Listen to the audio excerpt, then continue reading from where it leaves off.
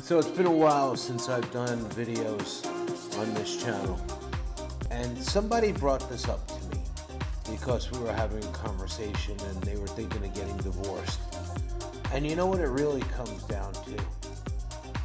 When a relationship doesn't work and you gotta try to fix it, it's never gonna work. But you feel this sense of attachment, you wanna keep trying. And a lot of times these relationships are volatile, okay? They're really, really good, but when they're bad, they're really, really bad. And you break up and you get back together, and break up and you get back together. Well, that's if you're not married. And you should really run from these relationships. Now, the person that brought up this question was married, wanted to leave. And he was like in his 40s. For guys, it's different. Okay? And you know, it's also different if you have children. If you have children, okay, you feel complete in your life. Even if you have one child, it changes everything. You no longer feel alone on this earth. Okay? But here's the problem. You know your marriage or relationship is bad and you're miserable. You come home, you're just not happy. You're like, you pull in the driveway and you're like, fuck. He, she is home. Ugh. And you're not even comfortable in your own house. It's like you want to lock yourself in your room. It's time to go. Now, you know, a lot of the reasons why we stay is habitual. Habitual. Here's what people never tell you. All those nights, no matter how long you've been together, that you slept in the same bed, in the same room, shared the same, well, with every inhale and exhale each of you had done, what you were doing was sharing microscopic pieces of yourself with each breath. And what that was doing was creating a bond.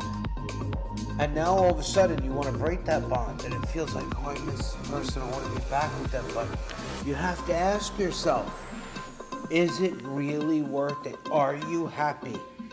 Let me show you something. This is the death clock. Put in your date of birth, whatever, and check your death date. Okay? And this is deathclock.com. Tells you how much time you have exactly. For me, I've been in relationships. I was never married. I have a beautiful little boy. I have a good relationship with his mom. She got married and met somebody great. Good for her. Okay, I like to date different women. Lately, I've been on this thing where I kind of like to be by myself. My solitude is so great. Sometimes being by yourself and without bragging or anything, I've been with hundreds, maybe even thousands of women. And I'm talking about sexually too over the course of my life. I remember I used to keep a book until I was about 26, and there was like 700 women in there. It was crazy, all right? And I've calmed down, but I still rock the world.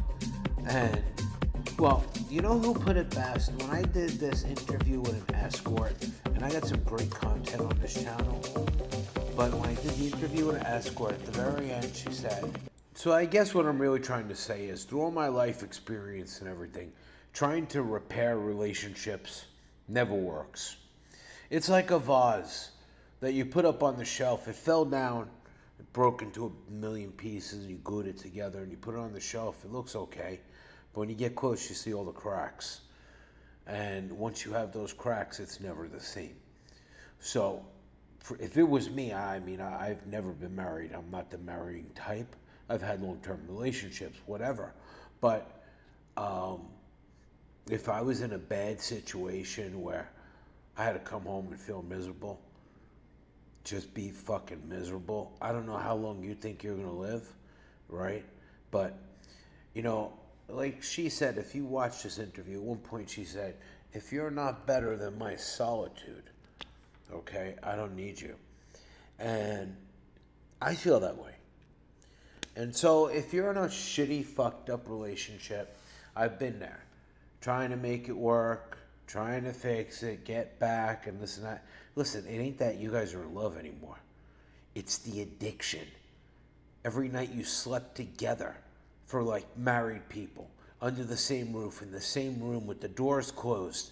Every breath you took, every inhale, every exhale, tiny microscopic bits of your DNA were exchanged.